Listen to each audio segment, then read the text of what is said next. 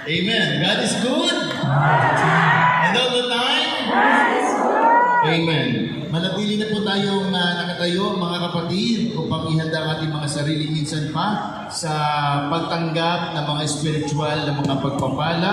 At dadako na po tayo sa ating co-workers enhancement talk. Pamagat po nito, Becoming Best Friends with God. At ipinapaalala po na makinig tayo dito kasi pagkatapos po ng talk ay meron po tayong sharing na may kinalaman nga po sa ating mapapakinggan na panayam.